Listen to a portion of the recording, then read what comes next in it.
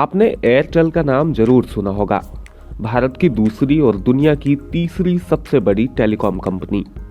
भारत में एयरटेल 10वीं सबसे मूल्यवान कंपनी है।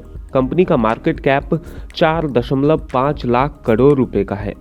आज भले ही दुनिया और हम 5G की तरफ बढ़ रहे हैं, लेकिन एयरटेल ही वो अकेली कंपनी है जिसने भारतीयों के साथ 2G से लेकर 5G तक का सफर तय किया है।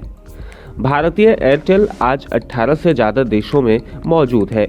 फिलहाल एयरटेल 125 नए शहरों में 5G कनेक्टिविटी पहुंचाने की वजह से चर्चा में है।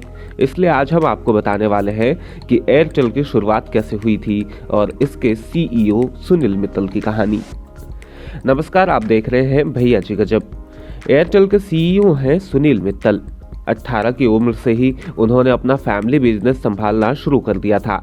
आज सुनील मित्तल 1,20,000 करोड़ रुपए के मालिक हैं, लेकिन एक जमाना ऐसा भी था जब वे साइकिल पार्ट्स को मैन्युफैक्चर कर बेचा करते थे। 1980 की शुरुआत में सुजुकी ने भारत में पोर्टेबल जनरेटर का बिजनेस शुरू करने के बारे में सोचा। सुनील ने इसे एक मौके की तरह देखा और वे सुजुकी की डीलरशिप लेने में कामयाब रहे। इसके बाद सुनील मित्तल सुजुकी के पोर्टेबल जनरेटर डिवीजन के पहले भारतीय डीलर बन गए। इसके कुछ ही सालों बाद पोर्टेबल जनरेटर बनाने का लाइसेंस बिरला और श्रीराम फैमिली जैसे दिग्गजों को मिल गया, जो उस टाइम यामाहा और होंडा के साथ टाई अप में थे। सरकार के इस फैसले के बाद सुनील मित्तल का जनरेटर बिजनेस लगभग ठप हो गया था। बिना बिजनेस के सुनील ने सोचा कि अब वो विदेश जाकर ही कोई नया मौका तलाशेंगे, लेकिन 1984 में सुनील ताइवान पहुंचे। वहां उनकी नज़र पुश बटन वाले टेलीफोन पर पड़ी। उस समय भारत में रोटरी डायल्स वाले टेलीफोन यानी कि उंगली से घुमाने वाले फोन चलते थे। सुनील ने इसे नए मौके की तरह देखा और पुश बटन टेलीफोन्स को भारत में इंपोर्ट करवा लिया। इसके बाद उन्होंने भारत में बीटल नाम से कंपनी शुरू की। 1990 के दौर में बीटल 25 करोड़ रुपए का एनुअल रेवेन्यू कमा रही थी।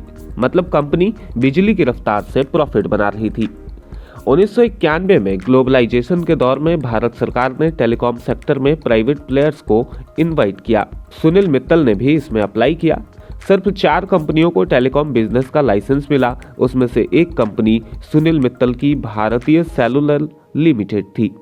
1995 में बनी उस कंपनी को आज एयरटेल के नाम से जाना जाता है। 1995 में एयरटेल की स्थापना हुई, लेकिन उसकी चुनौती के तौर पर BSNL, MTNL जैसी सरकारी कंपनियां मार्केट में पहले से ही मौजूद थी। इन कंपनियों के पास सरकारी फंड्स के साथ साथ बेहतर इंफ्रास्ट्रक्चर थे। BSNL, MTNL की ताकत थी इनकी बढ़ती रीच। गांवों तक इन कंपनियों के नेटवर्क फैले हुए थे, लेकिन इनके बिजनेस मॉडल में एक कमी थी, वो था इनका खराब अप टाइम।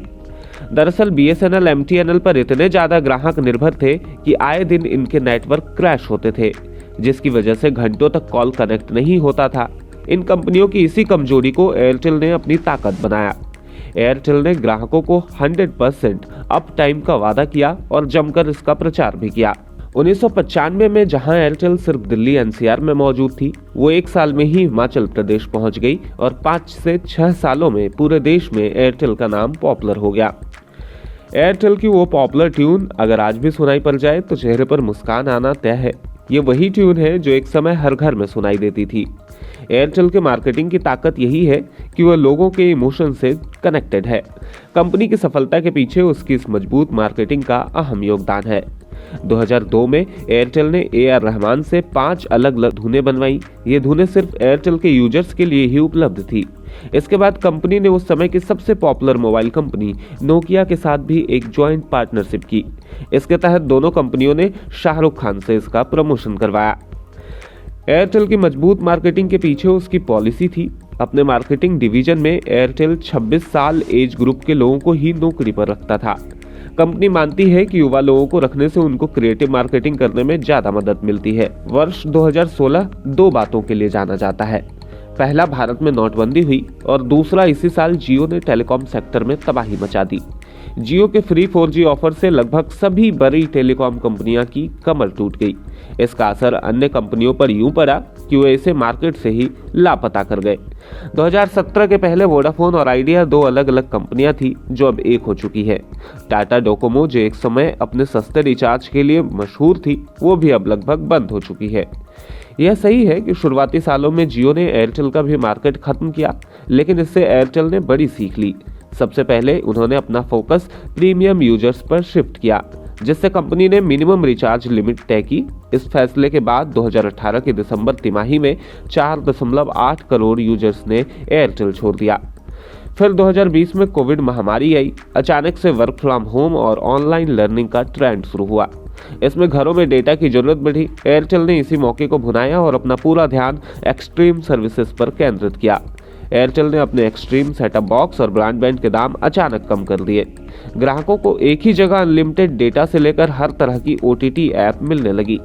इसके साथ एयरटेल ने आकर्षक DTH ऑफर भी दिए। 2020 में देश में कुल 95 लाख नए ब्रॉडबैंड कनेक्शन लगे, जिनमें 70 लाख एयरटेल के थे और महज 17 लाख जियो के। जनवरी 2021 में एयरटेल ने फिर 59.5 लाख ब्रॉडबैंड कनेक्शन जोड़े, वहीं जियो सिर्फ 19 लाख ही जोड़ पाया। इस सेक्टर में जियो के मुकाबले एयरटेल की ग्रोथ 300% ज्यादा थी।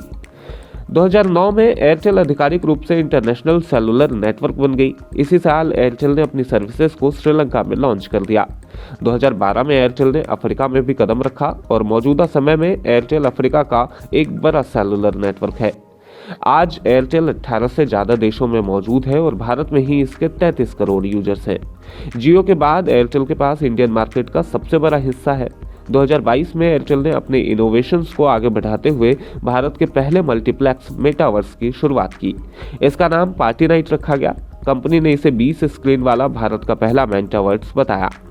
2022 में ही गूगल ने $700 मिलियन में एयरटेल के अंदर 1.28% के स्टेक्स खरीदे थे, जिससे यह पता चलता है कि दुनिया की बड़ी बड़ी कंपनियां भी एयरटेल के साथ पार्टनरशिप करने में दिलचस्पी रखती है।